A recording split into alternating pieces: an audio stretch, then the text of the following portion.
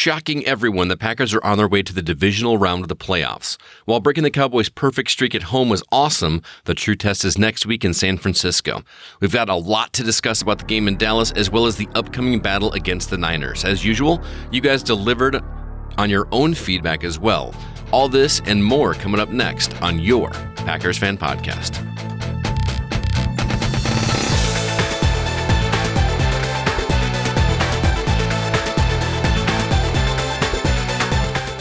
Wearing my O-Day Victory cologne, I'm Wayne Henderson, and I have to tell you, it's really hard to not get overconfident.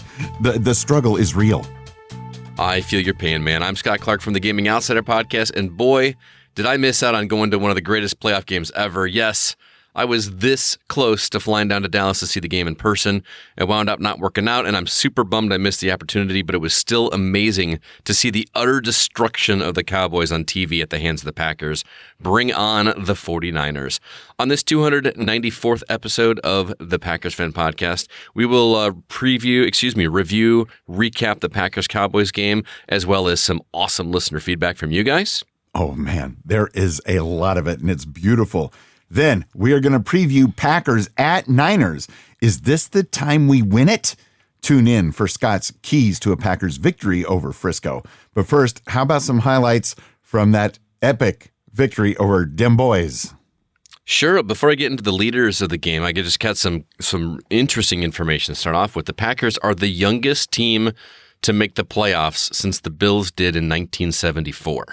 That is an impressive feat. And also, the Packers are the first 7-seed team to ever win a playoff game since the playoff structure was increased from 12 teams to 14 back in 2020. So, Packers are doing some amazing things, and it's feeling like a Cinderella story. Yes. And I'm loving it.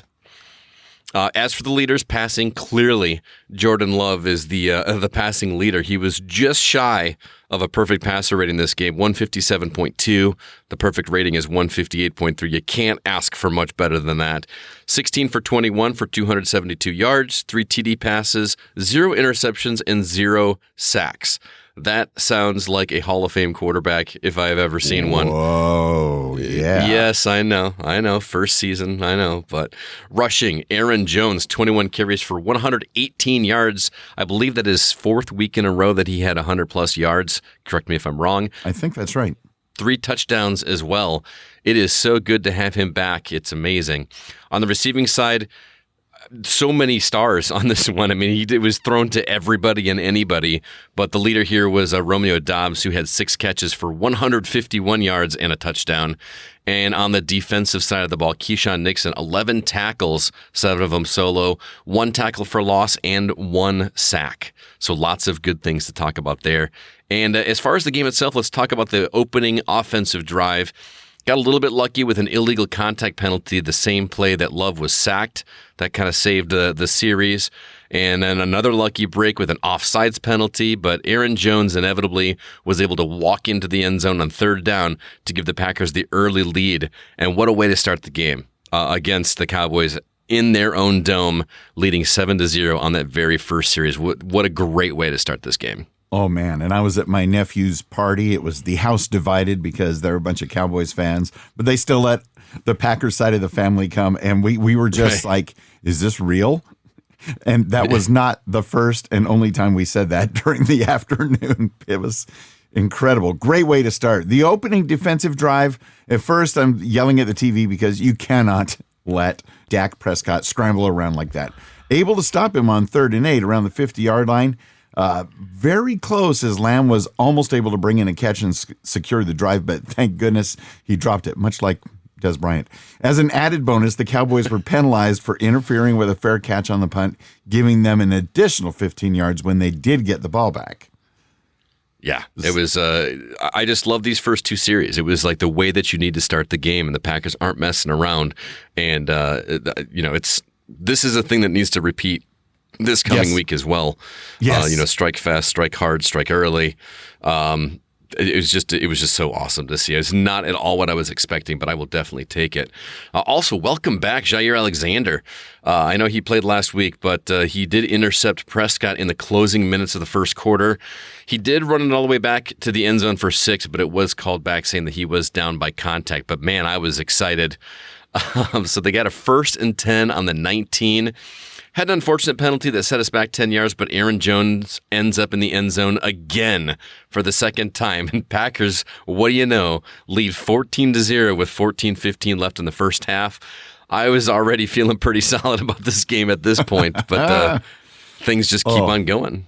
It was incredible. In fact, I think Aaron Jones's nickname should be Aaron Endzone Jones, at least when he plays the Cowboys. The last drive of the first half, things were still going well. Started inside the own 10-yard line. Love spreading the ball around, like you said, to everybody.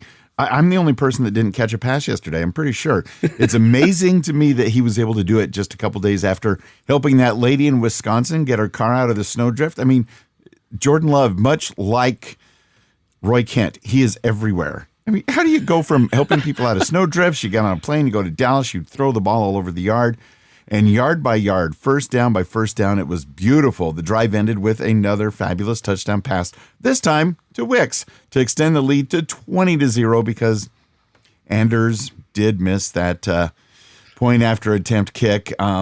His 6th one that he's missed this year, and right before it happened, my son at the party's like, he's going to miss this. And he did. Yeah. I mean, you're kind of expecting it at this point, and that's thankfully, sad. I know. Thankfully, that point didn't really matter in terms of the final score. But I'm dreading the time that's going to matter. I do not want to lose a playoff game because of the foot of Anders Carlson. It's really going to be interesting to see what happens to him in the offseason whenever that inevitably happens. But speaking of interceptions, Darnell Savage had another one in the final minutes of the second quarter.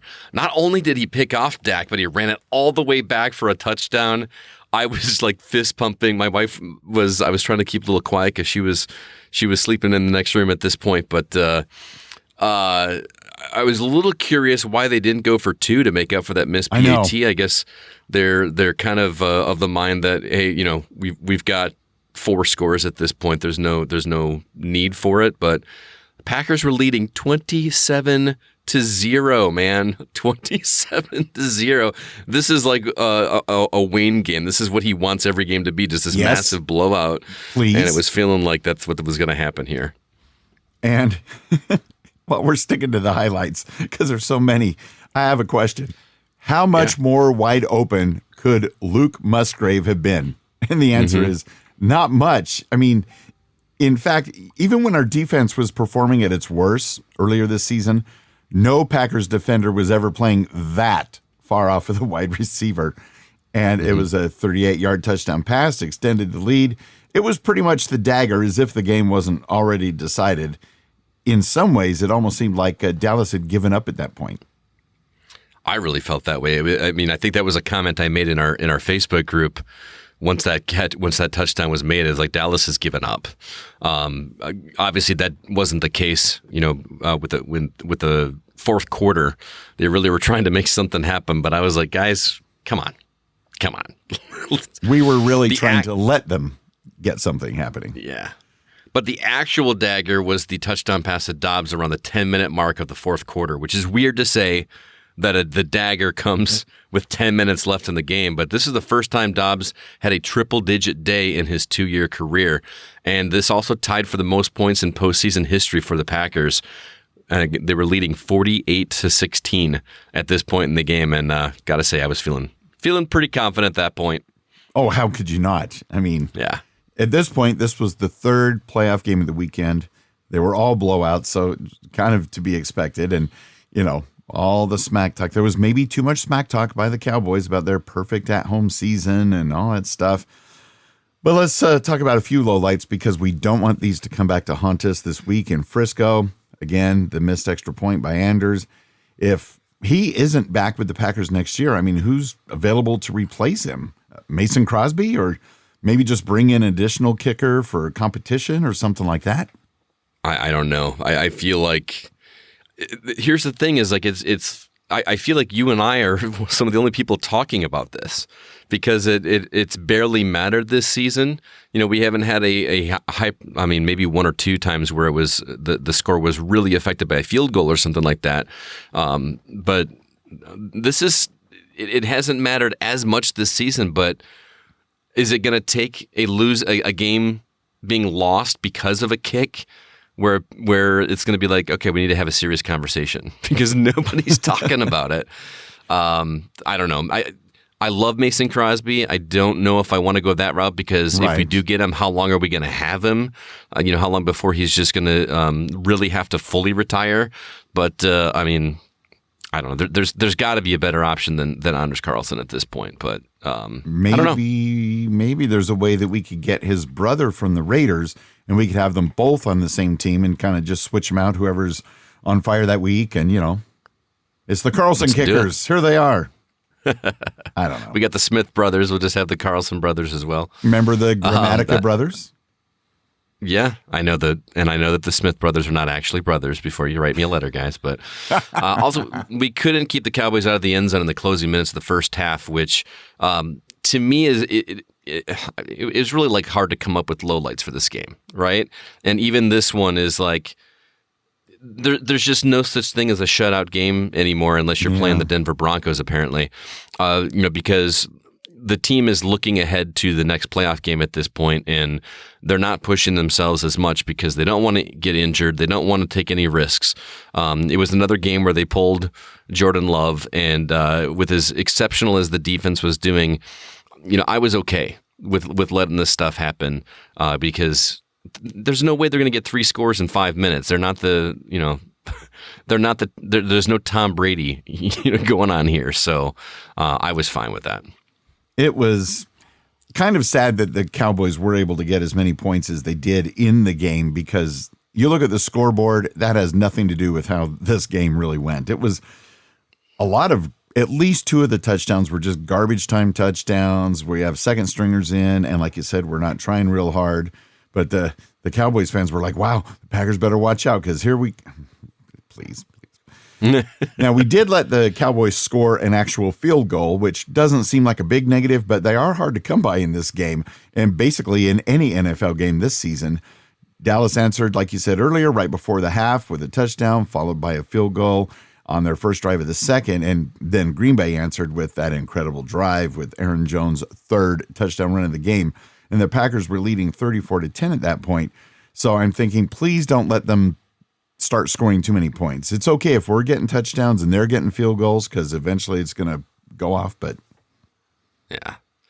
And then lastly, injuries. This could have been a lot worse, but Isaiah McDuffie, number 58, was injured, and Jair Alexander got hurt again as well. So hopefully speedy recoveries for both of those guys. But again, if that's all we've got, injuries going into the divisional round, we're looking a lot better than we were at the beginning of the season in terms of a healthy team. Aaron Jones is back. Christian Watson is back. Although he wasn't super explosive this game, he still had a couple catches. Things are lining up, man. I'm loving this Cinderella story, but I don't know. I don't want to get my hopes up too much, but I'm feeling it, dude. Yeah, and if Jair can be back again this week, that he would be focused on making something happen in that game against Frisco. And somebody we haven't mentioned, surprisingly, maybe not even for a week or two, is A.J. Dillon. I don't know if it's mostly his thumb still at this point or the stinger that he got a couple of weeks ago, but I would love to have him as the second running back in this game. Yeah, absolutely. We talk about that 1-2 punch all the time, and it's nice to have. Who knows? Would Aaron Jones have had all 3 in this case? I mean, these were a little bit further out, but like I said, Dillon's proven that he can bob and weave more than we expected him to. Because I just always consider him a power runner, but he's definitely getting some movement out there. So looking forward to having him back as well. Yes, please. And now let's dig into our weekly poll question. You can find it in our Facebook group at PackersCommunity.com, as well as on X/Twitter at Packers Fan Pod. Who is your choice for the Packers MVP from this Cowboys game? Is it Jordan Love, Aaron Jones, Romeo Doubs, We also got a write-in option from Joe Christensen for Matt LaFleur. There's a clear winner here, but I still think it's a lot closer than some of the commenters at least said. I mean, Aaron Jones. It's his fourth game with over 100 yards, like we said, and 3 touchdowns. It's hard to argue that if it weren't for Jordan Love and his nearly perfect passer rating. If he had gone perfect, I would have said Jordan Love. He was looking more on than he has the entire season, and I feel like we're saying that each week now. Like, he's just looking better and better and better, and this team is just coming together and gelling. And it's as much as I'm looking forward to the rest of this postseason, I'm even more looking forward to next season, just to see what they're going to do coming out the gate, and it's going to be great. But yeah, Aaron Jones, I'm not going to say clear-cut winner, but it's hard not to say him. I agree 100% this week. It's no clear-cut winner, absolutely. Aaron Jones, yes, but definitely without Jordan Love, it probably couldn't have happened as well. But I think Aaron Jones just made it all happen. And the votes that came in, it was a little more lopsided, but it was total opposites. The votes that came in on Twitter, X, versus those that came in on Facebook. So when I combine them and even them out, it's actually a tie. 46% voting for Jordan Love being the MVP, 46% going with Aaron Jones as the MVP. I'm actually surprised more votes didn't come through for Romeo Doubs. He got 6%, and Matt LaFleur totaled out with 2%. Probably would have got a little bit more, but since the write-in vote was just in the Facebook group and the folks on Twitter weren't aware of that, but still, it's Aaron Jones and Jordan Love. Absolutely. We had some comments on the poll in the Packers Fan Podcast Facebook group. Jared McChinney-Kerr said, what I love about this question is that it's hard to pick just one answer because you can make an argument for each of these guys. Yeah, it's a really good point. You could make an argument for any of them. But again, I still think Aaron Jones takes the cake here this week. And so does Mark Ellison, who posted in the group, Jones, the dude is a beast. He ran the ball so well today, one of my all-time favorite Packers. So what people don't recognize is that at least 3 times I counted where he picked up a blitzing Cowboy and allowed Love to shred the Dallas defense. Go to your DVR and check out the 46-yard plus pass in the first half to Doubs. Jones saved the play by picking up the blitz. Beware in San Francisco. Go Pack, go. Also, Dan Dowler chimed in, said, Jonesy has now 4 consecutive 100-plus yard games. That's not normal. Love is doing some amazing things, but without Jones, I don't see the run game going where it's gone so far. The run game we have now in the past 4 weeks actually has me confident we can beat the 49ers. 2 weeks ago, I don't think I would say the same or have the confidence I do now. Oh, yeah. Aaron Peterson says, anyone who doesn't say Aaron Jones has blinders on. No offense. Josh Steima agrees. He says when he, Jones, is clicking like he has been recently, everything else opens up on offense. Usually everything is open on defense for Green Bay. So okay. Thanks for all the comments, guys. Do appreciate it. We've also got some voicemails from you guys, and we want to hear you sound off. Let your voice be heard on next week's Packers Fan Podcast because, yes, we are going to have another episode next week. Oh, yeah. Because we do have another game to recap for sure. You can either record your voice on your phone or computer and email the recording to feedback@PackersFanPodcast.com, or you can call the old PFP voicemail at +1 920 3PACK-GO. The deadline for that game, we're going to go with Sunday at 6 p.m. Eastern, but the earlier, the better. Yeah, because the game's Saturday night, so that's almost 24 hours to get your thoughts in. Let's see who sent us in first. Oh, look, it's Jared in Colorado. Hey, Wayne and Scott, it's Jared in Colorado. Hope it's not too late to call about the awesome game. I mean, my goodness, so many highlights to go around. You name it, Jordan Love, Romeo Doubs, Aaron Jones, like just everybody contributed. It was a total and complete destruction of the Dallas Cowboys, as is tradition when it comes to the Packers and the Cowboys in the playoffs, on all fronts, for the most part. I mean, really, this is a game that like you can go on and on and on and on about the highlights, and I'm excited to hear what you guys have to say about those. The only low light I have is, and I was worried about this even with the lead that we had. I was really worried that we were going to start seeing Joe Barry's super soft zone defense with a respectable lead, and that happened. I mean, poor Matt LaFleur pulled all of our starters out on offense to rest them because we had the game in the bag, and then he had to throw them back out there because Joe Barry wasn't getting it done. So that was really the only low light, and it's still a concern for me, as we move further in the playoffs. And it was really frustrating too because Jordan Love had a perfect passer rating before he had to go get put back out there and threw an incomplete pass. Still, it was still close to a perfect passer rating. But thanks, Joe Barry, you ruined Jordan Love's perfect passer rating in his first playoff game. Way to go! Yeah. So, the only other low light, Carlson kicker. I mean, obviously he was good the rest of the game, but that first kick, or second one, either way, he missed a kick.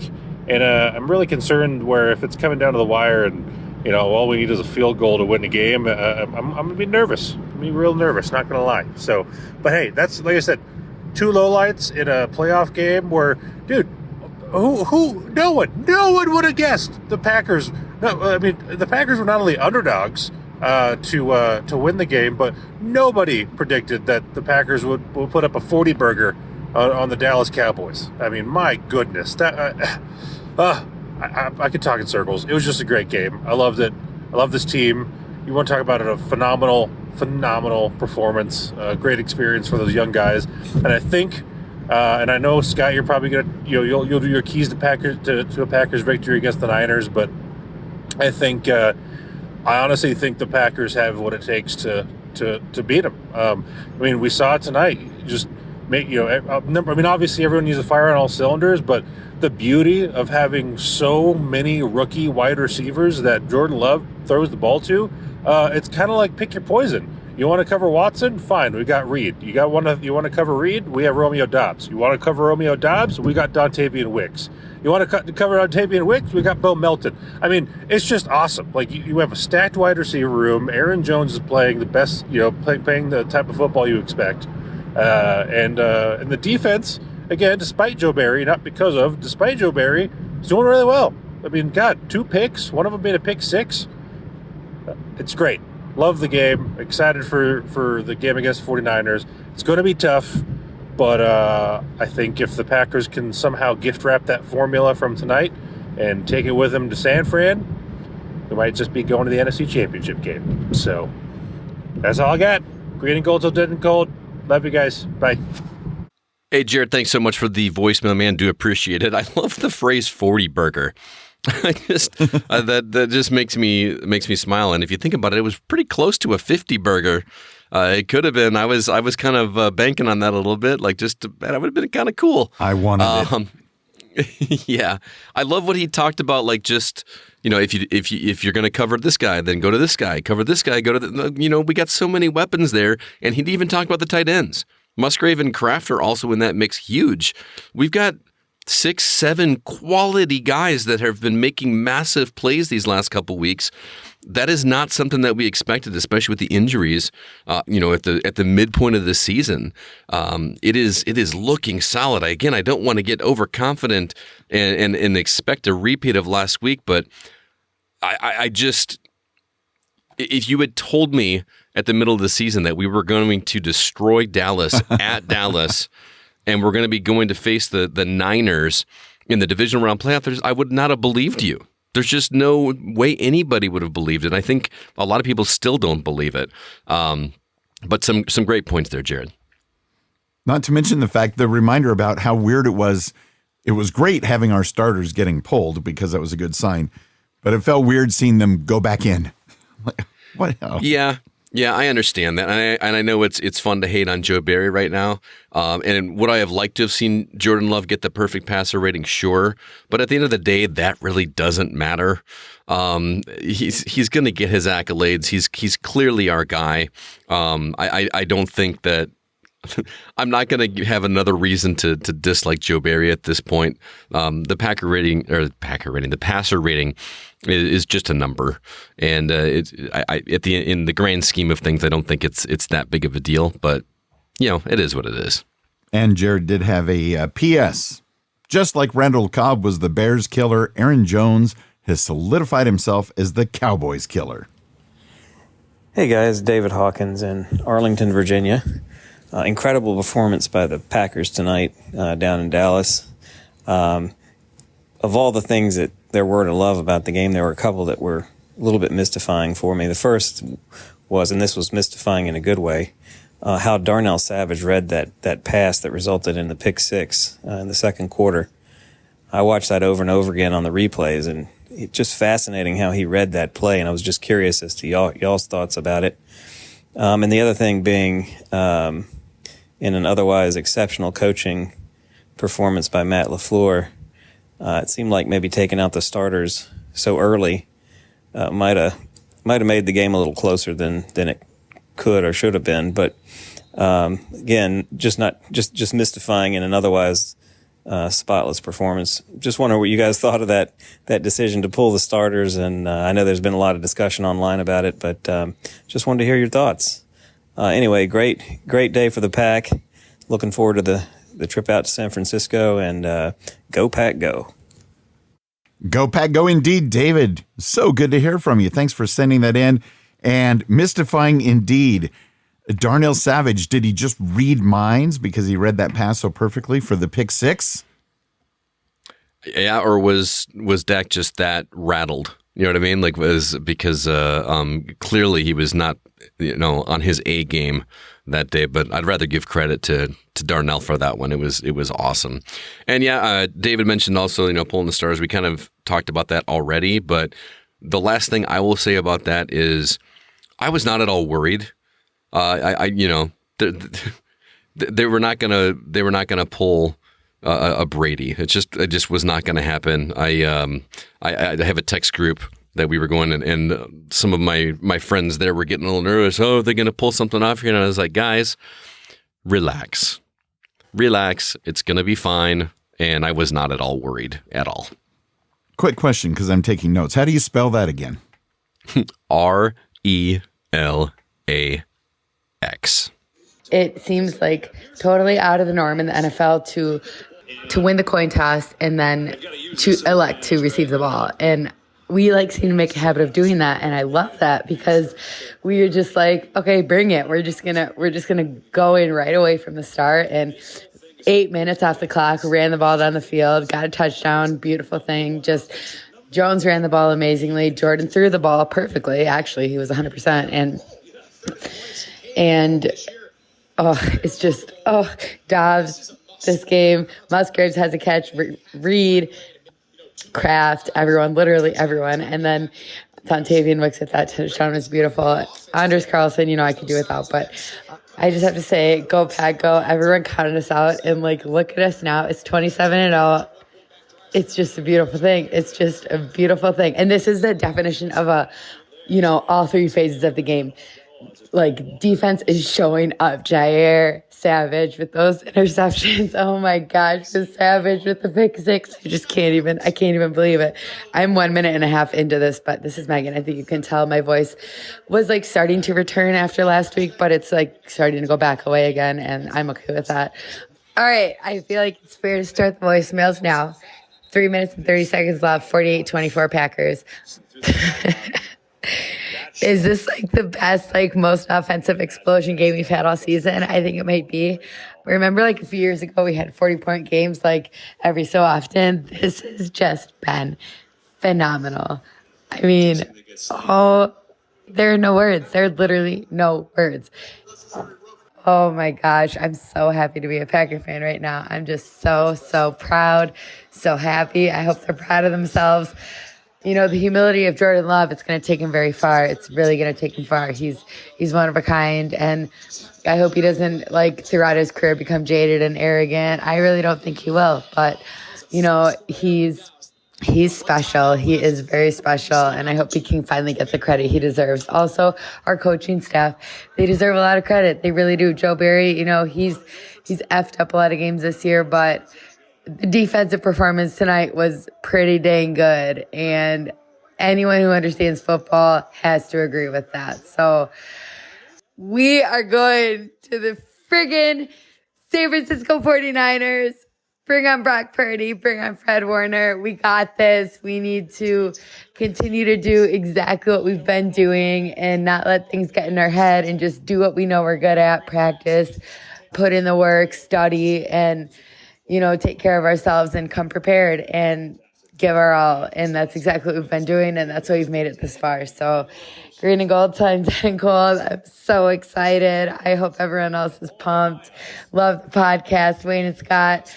We're going to San Francisco. It's official. It's official. We're going to the divisional round. Everyone counted us out, and we are in it. We're freaking in it, and I'm not surprised. Oh my gosh, it was just so much fun to watch. My voice kind of came back for like a minute, and then we played again, so it's gone, and I'm just so excited. I hope everyone else is just thrilled. Oh my gosh, I'm just so proud of the team. I can't stop smiling. My cheeks hurt. And yeah, it's just like, where do you even begin? Aaron Jones, his third, fourth, fifth, sixth 100-yard game in a row. Let's freaking go. Oh my gosh. Oh my gosh. We just why?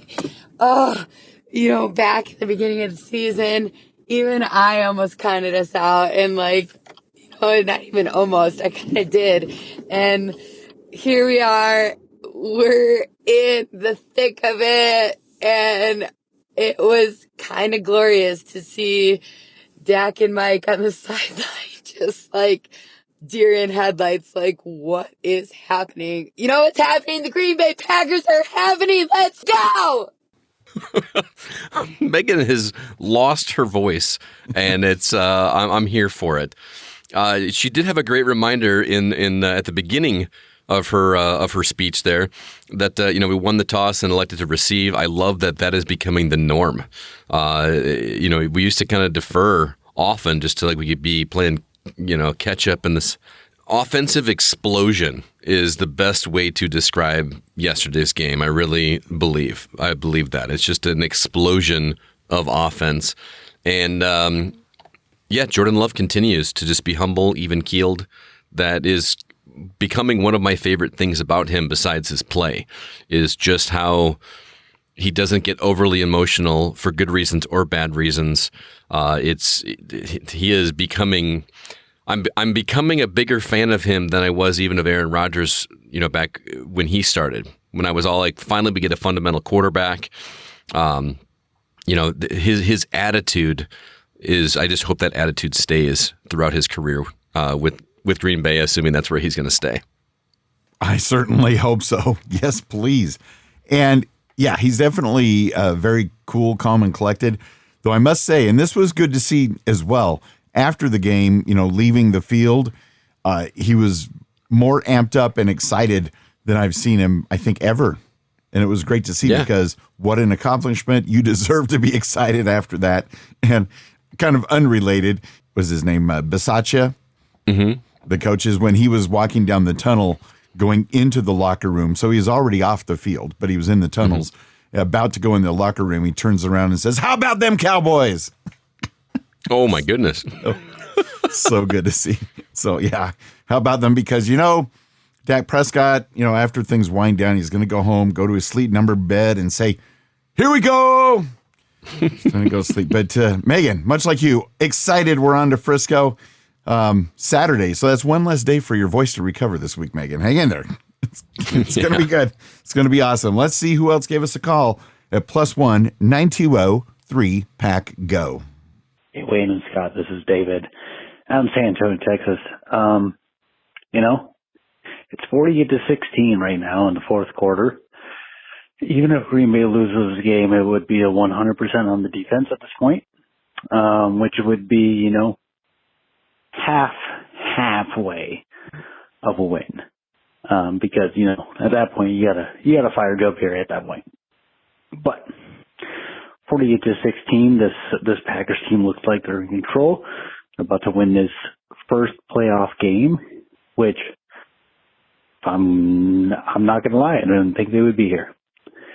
So I think Jordan Love, despite not being over 300 yards, looks like the guy again. He was in control of this offense, looked good under pressure, and made quite a bit of the right plays.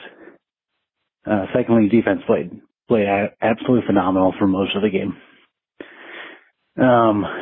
Thirdly, Anders Carlson needs to have some competition in the off season, not only for his kicks and field goals, extra points, and everything, but to be honest, like he needs to be putting that ball out of the end zone. When you're up 27-0, put the ball out of the end zone. Don't give that defense or give that other team a chance to get that ball to a scoring possession. Make them try to go from 25 to 35, whatever. But this is a great team win if they pull it off at 48-16. San Francisco is different beast this next week. I don't know if they'll win next week, but you know what? They've been in the playoffs, which is more than I expected from them. They should have won a game in the playoffs, which is 100% more than I expected from them.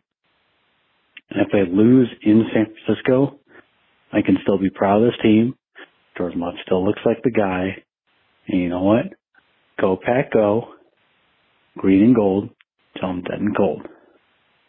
Thanks, Wayne Scott, for a great podcast. I can't wait to listen to this, and I cannot wait to watch the next playoff game. Let's go. Sorry, guys. This is David. Last thing to say. Jordan Love had a perfect pass rating of 158.3 in his first playoff game. If he's not the guy, then you literally have too high of expectations. Guess what? Jordan Love is the guy. He deserves $45 million plus in Green Bay, and I hope to see him in a Green Bay uniform for the years to come. Go Pack Go. David, go Pack Go to you as well. Thank you so much for the calls to edit those together. Good stuff. And I think the best point of the whole thing was the fact that if you don't think Jordan Love's the guy at this point, your expectations are a little too high. Yeah, I agree. Jordan Love is our guy. I mean, I've been of that mindset most of the season. I just, he had to prove himself. I don't know how else you prove yourself at this point with a team this young, with it being his first year at the helm of this offense. You can't ask for more, especially what was supposed to be nothing more than a rebuilding year. This is amazing. And even if we're not able to get past San Francisco, we said this last week, I consider this season a massive success. As much as I'd love them to win that game, if they don't, this is still an outstanding season, and I cannot wait to see what they do next year. Like, we were all kind of at the beginning of the season looking like, well, I guess this is rebuilding, and we're just going to have to hope for next year. But now we're in it. Now we have a chance. We're 2 games away from the Super Bowl, guys. Unbelievable. And, yeah, it's just kind of crazy to think about. So, I mean, David Newman, you're getting all positive on it all, and it's gelling. Things are really starting to happen, and we'll have to just wait and see if we can turn things around, and erase some of the past history about Frisco. But I've got some tidbits when we preview the game in just a little bit. But first, we've got Art. He has a super short, raw initial reactions after the game, and then he called back with thoughts. Wayne Scott, I'm from Texas. You guys were right. It was an epic trip. Epic. I think it was Scott that said it. Epic. Let me get out of here. That's awesome. I actually talked to Art this week before because we were, like I said at the beginning of the show, we had considered going to the game ourselves, and I was hoping to, if I did, meet up with him, but unfortunately it didn't happen. But I'm so happy that he got to go. He texted me later and was like, Scott, I did it. I'm going to the game. I can't wait. I was excited, and it was worth it just for that reaction. But he's got a little bit more to say, yes? Indeed. Take it away, Art. Are you there? Art. Wayne Scott, Art from Texas. Whew. It's 4 a.m. in Texas, and my flight got canceled. It was a mess, but it was all worthwhile. I would do it again. Oh my gosh. It, like I said on my earlier phone call, it was an epic trip. Wow. I thought we stood a slight chance. Man, talk about utter destruction of the Cowboys. Like, wow. I was just there like, if we were going to win that game, I would have thought maybe by 3 points, maybe 1 point.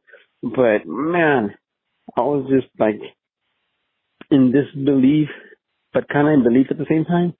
But wow, they were clicking on all cylinders. Everybody, except our kicker, maybe, but wow, I don't even know what to say. I'm speechless. I'm here at the hotel trying to fall asleep, but it ain't happening so far. But I hope they can continue the momentum to San Francisco. I want to say San Francisco is really tough, which they are, but hey, I think our Packers can do it. Man, Scott, when you called it, you said that hopefully they'll go to that they are going to go to the Super Bowl. Hey, it looks like, you never know. I'm not going to jinx it, but our officers our receivers are outstanding. It's like, who are you going to cover? Who are you going to double team? They're all good. They're tremendous receivers. Our defense stepped it up. Man, I really liked when we benched our starters, and then the Cowboys kind of started to kind of do a tiny comeback. Wow. Anyways, I can keep going and going and going, but I'm getting cold and I'm getting cold, and let's go next week. Let's go. Thanks so much, Art, for the call. Really do appreciate it. So sorry that you had all that messy travel situation, but the weather has definitely been a factor this week all over the country. I think that somebody said, I think I read somewhere that like 75% of the country was having below freezing temperatures, which is nuts. Sorry, your flight was canceled, and you called at 4 a.m, man. That is some dedication. You had to have been exhausted. Lots of words being thrown out for this game, and his was utter destruction. Yeah. We've got offensive explosion, utter destruction. I love it when adjectives like this are being used to describe the green and gold. It is absolutely great. I would imagine it is a little hard to sleep, but if you had that much of a rough travel time, hopefully you're able to get some sleep. But yeah, and back to, we're saying it again, who do you double team? You can't. There's just not a star player. Every single week it is somebody different, and not even just receivers. It's receivers, running backs. You know what I mean? It's just always somebody different. Like at some point, you almost don't want to have these guys on your fantasy team because they're going to have a hot week, and then the next week they're not. Except for Aaron Jones. Could you imagine having Aaron Jones these last 4 weeks? Man, that would have been amazing. But yeah, and I love that because that keeps our defenses guessing. They don't know who to cover because there's not that one standout player that always gets the job done. They just spread the ball, and I say this every week. That's when Aaron Rodgers was most successful, when he did that. And Love learned from that and is doing that with this young team. It's just going to be an incredible rest of the season and into next. Can't wait. And Art, so good to hear from you, and so happy that you were able to make this epic trip. And imagine going into the game like Art said, hey, we're going to win, probably, maybe win by a few points, and then we do that, and you're like, wow. Yeah. Just so much fun to see. It was a great time to be a Packer fan. Indeed it is. Wow, what a game. That was just fantastic. I said last week, no matter what happened in this game, it would be a great season. Well, this just adds greatness on top of greatness. Aaron Jones, and Romeo Doubs stepping up. Boy, the offense, I was at Lambeau, I think 2015 when we played the Rams, and Rodgers just with ease, marched down the field both ways, scored at random, and you look every time they had the ball, it was just like, oh, this is so easy, so simple. There's nothing they can do. And I had the same feeling watching this game with Love. Man, he just marched everything down. It was so much fun to watch, and nice not having to be stressed throughout the whole game. Anyway, this is Jay. I had to get that late thing in like Megan does, Anyway, one thing I noticed, we haven't heard from Andre in LA. Where are you, Andre? Everybody else, have a great day. Looking forward to the 49ers. Let's do to them what we did to Dallas and move on. All right, go Pack, go. Go Pack, go, Jay. Great to hear from you. And oh my gosh, could you imagine if we could duplicate this coming week? That would be amazing. An excellent point about Jones and Love, at least at this point, making things look easy and taking the stress away from us so we can have a nice, relaxing, fun-filled afternoon watching the Packers. Yeah, let's hope they can do the same thing next week because, man, that it's going to be make tough. My day. It's going to be tough. But, he made a good point, too. Where's Andre? Have we heard from him this season? Early on. I think I need to reach out to Andre, make sure everything's okay. Yeah, that makes me a little, because he was a regular every week, never missed, and if he did, he was like, sorry I missed last week. So yeah, yeah, excellent point. Been meaning to reach out to Andre, make sure everything's all right. But it's so good, and if we can get past this game, and I know the Packers need to take one game at a time because they're the team, but we're fans. If we make it past Frisco this week, I'm not really concerned about the Eagles or the Buccaneers, whoever wins later tonight, or it's like Aaron Peterson posted in the group that there's a pretty good chance that if things go our way, the championship game could be in Detroit, the NFC championship game, a repeat of Thanksgiving, baby. Let's do it. And repeat of the result too. How about that? Of course. Where is your dagger? Go Pack, go!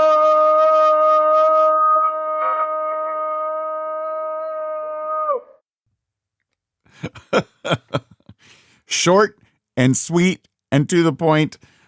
Ladies and gentlemen, Dan Dyler, a.k.a. Pack Sparrow, with your dagger and his Go Pack Go. So good for you to send that in. Hope that the dental appointment goes well and you feel better soon. Thank you, Dan. Go Pack Go. Quick email here. Hey, Wayne and Scott, this is CCR from Green Bay, Wisconsin. What a crazy game against the Dallas Cowboys. Aaron Jones with 3 touchdowns and seeing Romeo Doubs have an exceptional game as well. So good. It's time to recover. Get ready to play the 49ers. And with that, Packers family, until next week, go Pack Go, bleed green and gold till dead and cold. Caleb, Kathy, and Roy Fisher. As always, guys, your calls, emails, comments, and support are the highlight to the Packers Fan Podcast. Thank you for all of your feedback this season. Remember to be a part of the Packers Fan Podcast Facebook community and be part of those conversations at packerscommunity.com. Check out all the action and join in, especially for our live game chat thread for next Sunday's divisional playoff game in Frisco. Although, I'm going to forewarn you guys, some sad news. I am not going to be part of the live game discussion because, sadly, I have plans on Saturday at 7 o'clock that I cannot get out of. I am not going to be able to watch the game live. So I'm going to be looking at the score and keeping track and all that. But please join Wayne and the rest of the community on there because it is always a good time chatting it up. Indeed. Well, good luck Saturday night. And good luck to our Green Bay Packers. They are staying on the road facing the hated Niners Saturday, January 20th at 7:15 p.m. Central Time. And I'm not trying to shock anyone, but your Green Bay Packers lead the series against the Niners 38-33 and 1 tie. And I did not realize the Niners have been around since 1950, but they were. Of course, that's when they got their first loss to us, 25-21. So there's that. And although there's this perception that we almost always lose to the Niners, our last 7 meetings, going back to 2015, we've actually won over half of those, 4 wins and 3 losses to the Niners. And even more amazing is that 5 of those 7 matchups have all been in Frisco. So we've won in Frisco. We just need to do it when it really counts.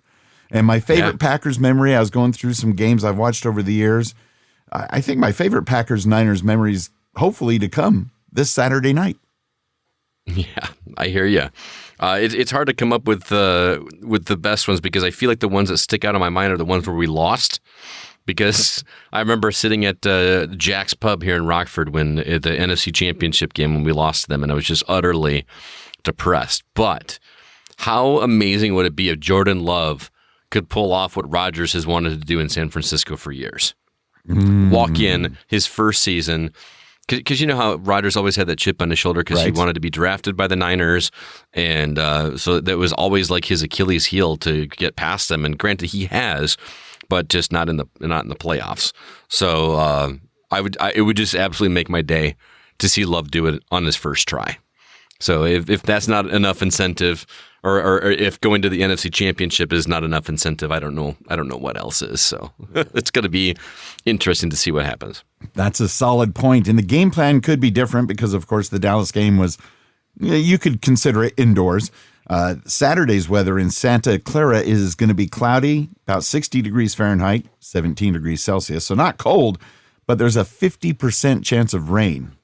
Oh, that could actually work in our favor. Right. Packers are more used to poor weather where the Niners aren't. So, man, although it would put a more emphasis on the running game, which could be an issue as well, but man, it's just going to be fun to see how this whole thing plays out.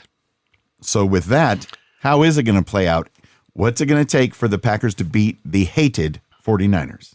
Well, I've got 3 keys to this victory, and they're pretty much pretty standard, but I think you'll still enjoy them, Wayne. The first strategy is strike fast and don't let off the gas. We mentioned this a little bit already, but the Packers were successful against the Cowboys because they drew first, second, and third blood and didn't let up until the fourth quarter.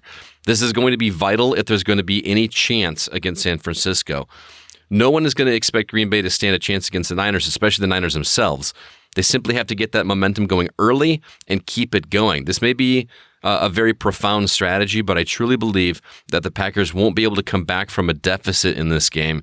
The key here is going to be getting a lead early and protecting it. Strategy number 2, rely on Jordan Love's arm. The 49ers are stacked on both sides of the ball, but their one kink in their armor is their pass defense. While they are in the top 3 in terms of defending against the run, they're number 14 against the pass. Yes, Aaron Jones has been explosive the past 4 weeks, and by no means should the Packers forego the running game, but he's going to have a harder time against this defense, so I believe going through the air is going to be a smarter play, especially if those receivers can get as open as they were against Dallas. And strategy number 3, forget the fact that this team is the number 7 seed. In all reality, the Packers could have seeded much higher in the playoffs. There were multiple games that should have been won or came close to winning. And with that said, coming in as the lowest ranked team in the playoffs truly doesn't matter, and Green Bay psychology should not affect that. They've earned their way into the divisional round, and they stand just as much of a chance to make it to the NFC Championship, despite no one believing that they can do it. Hell, no one believed they could walk into Dallas and do what they did. It's time to shake off any concerns, get it done, and simply believe. Yes, I like the sound of that. I'm all over that. I believe, Scott, I believe. I believe in a thing called love. Oh. All right, it is time to get to our 2023 season wager o' fun. Last week's predictions, we both predicted a Packer victory, which is interesting because if you remember, Wayne, I flip-flopped back and forth, like I think mid-recording last week because I had initially said that Dallas was going to win, but I was so pumped and amped, I decided to flip it around. So I said Green Bay was going to win 33-30. You said that Green Bay was going to win 28-27. The final score wound up being 48-32. So Wayne, your differential was 25. My differential was 17, buddy. So I got another one on you this week. Oh my! It's getting closer. It's getting closer, man. I'm really stoked. Looking at the Packers Fan Podcast listener section for yesterday's game, again, nobody called this game within single digits. Everybody's differential was double digits, but the closest by far was David Newman. He said 38-35. That differential was 13 points. So that gives David the clear lead in first place with 6 6 wins. So unless the Packers go to the Super Bowl, nobody's going to catch him at this point. And somebody, either Dan or Jay, who have 3 wins each, are going to have to win all 3. So I think Newman's got a pretty comfortable lead there. As far as Wayne and I, Wayne, you've got 5 wins, and that bumps me up to 8. So we're kind of in the same boat. Yes, we are. The Packers would have to go all the way to the Super Bowl in order for you to catch me, and I want that to happen. So let's bring it, man. Oh yeah, if we tied after the Super Bowl, we'll discuss what we'll do at that point. Yeah, be great. And also in third place, we got a 2-way tie with Brett Connor and Travis Baker. They each have 1 win as well. As for the San Francisco game, I'm sticking with this positivity, man. I like it. I really considered, everybody is picking San Francisco, but everybody picked Dallas as well. I think that Green Bay is rolling on this momentum and this awesome energy, and they want nothing more than to go into San Francisco and just dominate here. So I think it's going to be another high-scoring game. I'm predicting a big one. Green Bay 35, San Francisco 27. I like it, and I'm counting on the fact that Frisco is going to be a little bit rusty after the bye week, and it's going to take a while for them to get up to speed. Plus, they rested some starters in the game before. We need to take advantage so that we can win, as I predict, 31-29. Too close for comfort, but a win is a win is a win. I like it. Here's what our listeners had to say for their predictions. Josh Stima says Green Bay 18, San Francisco 30.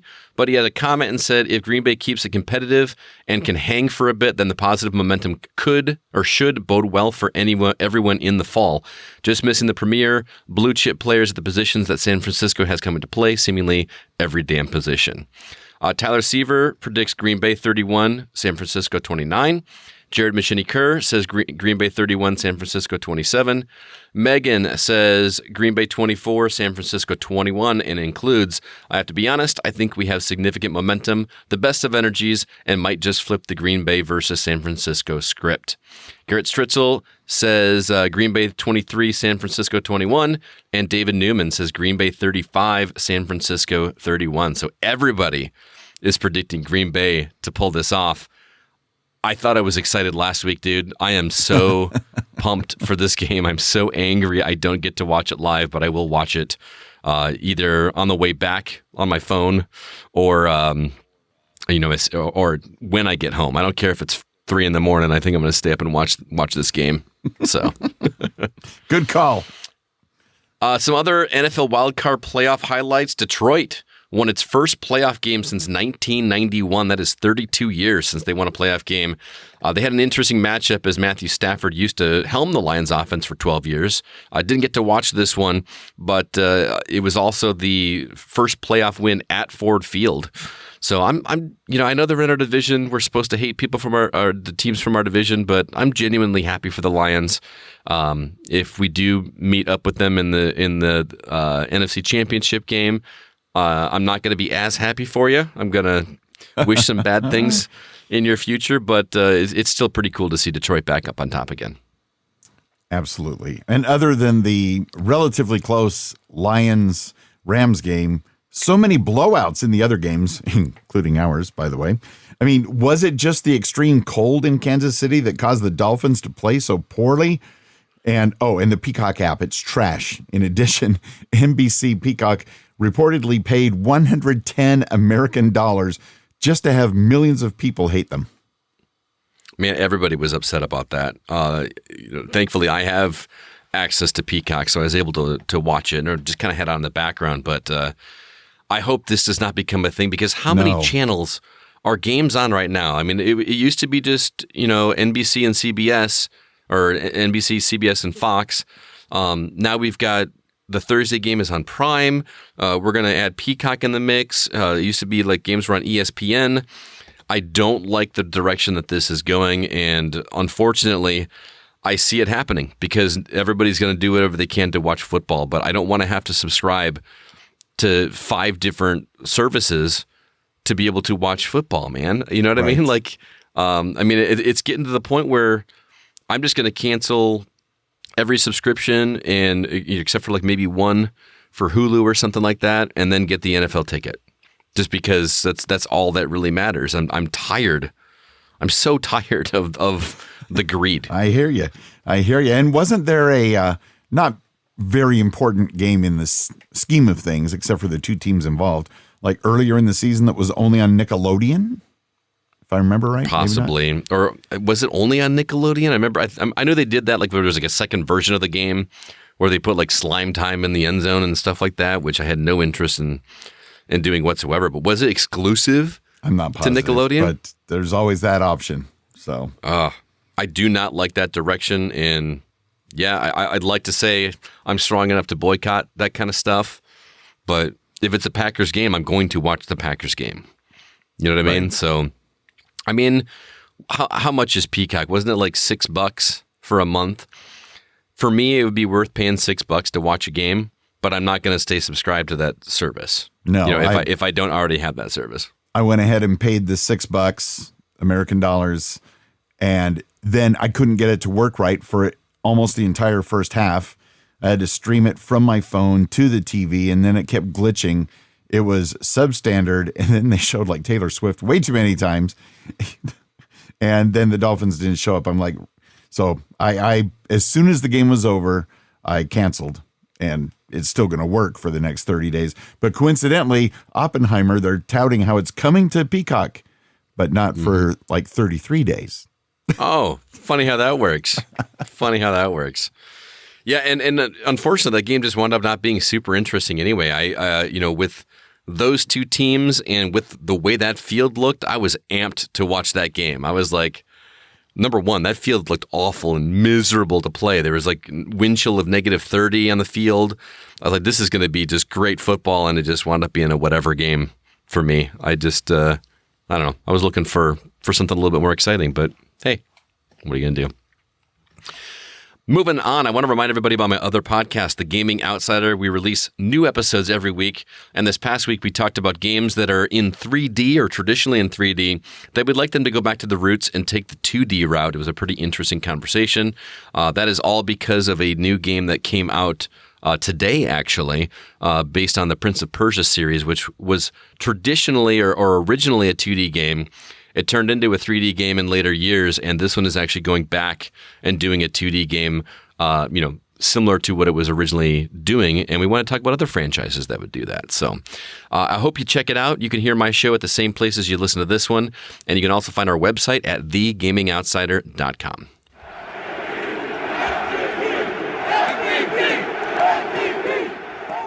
Thanks for giving back to your Packers Fan Podcast all season long, whether through Patreon, purchasing things with our Fanatics affiliate link, sharing the podcast on social media, and most of all, by listening and joining in. We really do appreciate it.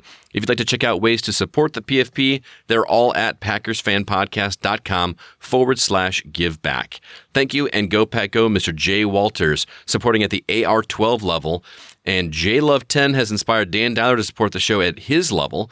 Go Pack Go, and thank you so much. And how about these Brett Favre level patrons sending thank yous and Go Pack Goes to Colin Nolan from Ireland, Miguel Ramirez from the Opposites Attract podcast, Megan and Scott Boers, and of course, Go Pack Goes and thank yous going out to Curly Lambeau level supporters, Hank Davis from the TPE Network, Joe Christensen, and Brett Connor. Please check out all the details on how you two can join in at PackersFanPodcast.com/give back. The Unofficial Packers Fan Podcast is not affiliated with the NFL or the Green Bay Packers, but do us a favor, tell your friends about the show. We really do appreciate it. Thank you for all that you guys do. Follow us on X Twitter at PackersFanPod, at GoCastScott, at The GoCast, and me at Wayne Henderson. And to close out, it's Packers Fan Podcast community members Megan, Dan Dyler, and Joe Christensen with their Go Pack Go outro to send the Packers out to Frisco to beat those hated Niners. Go Pack Go! Go Pack Go!